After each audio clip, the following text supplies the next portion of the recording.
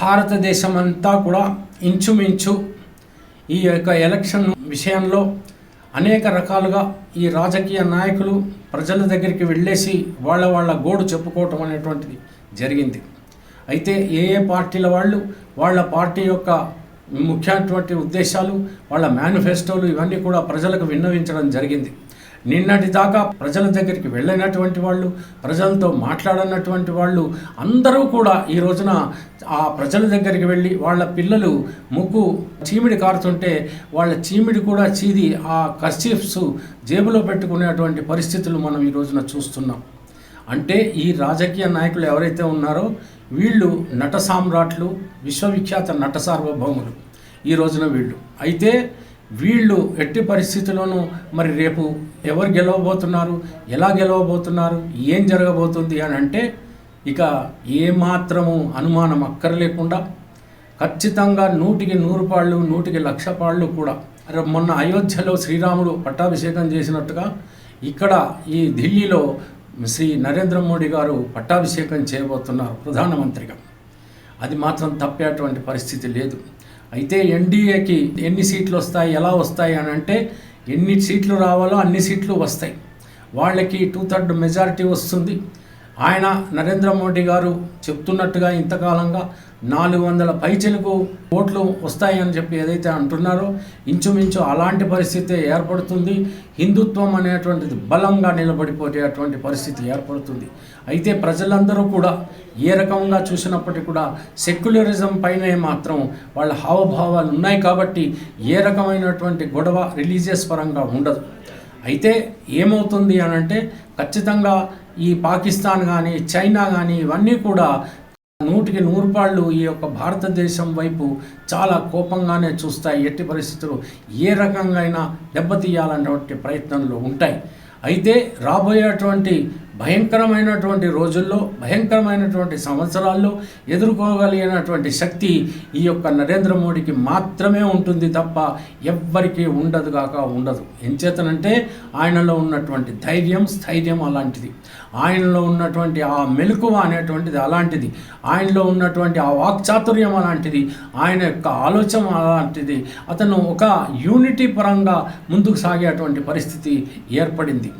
ఇకపోతే అతని జాతక పరంగా తీసుకున్నట్టయితే ప్రపంచం అంతా కూడా జ్యోతిష్యులు అందరూ కూడా మ్యాక్సిమం 99% వృశ్చిక లగ్నము అని అంటున్నారు. కానీ నిజంగా అతని యొక్క పుట్టిన సమయం అనేటువంటిది ఎవరు తెలుసుకోక ఏదో వృశ్చిక లగ్నం అని ఒకడంటే అందరూ అదే అంటున్నారు. ఇది గొర్రెల సామెతలాగా అయిపోయింది. కానీ అతను పుట్టినటువంటి సమయం ఏమిటి బాగా అర్థం చేసుకోండి. అతను పుట్టింది ఆ రోజున అంటే 17వ తేదీ సెప్టెంబర్ 1950 రోజున 10 గంటల 10 నిమిషాలకి పుట్టాడు. సంస్కారం చేస్తే 10 గంటల 7 నిమిషాలుగా వచ్చింది కాబట్టి తులా లగ్నమే అయింది. ద్వితీయంలో చంద్రుడు, ఆ తర్వాత కుజుడు.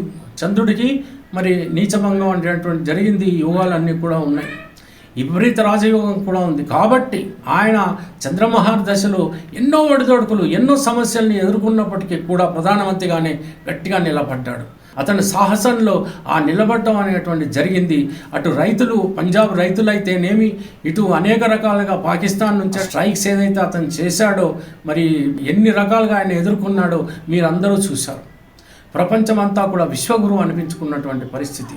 అటువంటి ఆ యొక్క చంద్ర మహార్దశలోనే అంత సమస్యాపూరితమైనటువంటి సమయంలోనే చివరికి అర్ధాష్టమ శనిలోనే అతను ఎదుర్కోగలిగాడు అని అంటే ఇక కుజమహార్దశ జరుగుతోంది. ఈ కుజమహార్దశలో ఎట్టి పరిస్థితుల్లోనూ ఆయన ఎంతటి సైన్యాధిపతిగా ఉంటాడో, ఎంతటి కఠినమైనటువంటి రీతిలో అతను ప్రవర్తించబోతున్నాడో ఒక్కసారి ఊహించుకోండి. అయితే అదంతా కూడా ధర్మరక్షణ కోసం మాత్రమేనని మాత్రం అర్థం చేసుకోవాల్సినటువంటి పరిస్థితి ప్రతి భారతీయుడు కూడా. నరేంద్ర మోడీ గారు సంపాదించుకుంటున్నది ఏమీ లేదు, కానీ అతని మీద అభాండాలు మాత్రం అనేక రకాలుగా వేస్తున్నారు. వేస్తే వేయనియండి. ఎట్టి పరిస్థితుల్లో ఎంత ధర్మాత్ముడైనప్పుడు చివరికి శ్రీరామచంద్రుడినే ఒక చాకలివాడు అవమానపరిచినట్టుగా, త్రేతాయుగంలోనే ఒక చాకలివాడు శ్రీరామచంద్రుడిని అవమానపరిచినప్పుడు కలియుగంలో నరేంద్ర మోడీని అవమానపరచడం ఆశ్చర్యకరమైనటువంటి విషయం ఏమీ కాదు. అయినప్పటికీ కూడా నరేంద్ర మోడీ గారు గుండె నిబ్బరంతో ధైర్యంతో ఎదుర్కొంటున్నటువంటి పరిస్థితి కాబట్టి ఆయననే గెలుస్తాడు. ప్రజలందరూ కూడా ఆయనకే ఓటేస్తారు.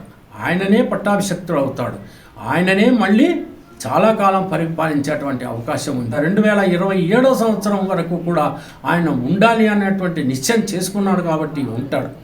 ఆ తర్వాత ఎవరు ఉంటారు అనేటువంటిది నేను తర్వాత ఒక హాఫ్ ఇయర్లీ అంటే ఒక 6 months ముందు నేను తప్పకుండా చెప్తాను. అప్పుడు మీరు విందురు. కానీ ఈ రోజున నాకు ఎవరు రాబోయే మళ్ళీ నరేంద్ర మోడీ తర్వాత నెక్స్ట్ ఎవరు ఉంటారు ప్రైమ్ మినిస్టర్ అనేది బాగా తెలుసు. అయితే ఇప్పుడప్పుడే నేను ఆ విషయాన్ని మాత్రం రివీల్ చేయదలుచుకోలేదు. ఖచ్చితంగా తప్పకుండా రివీల్ చేస్తాను. అంతవరకు వేచి చూడండి. సెలవు.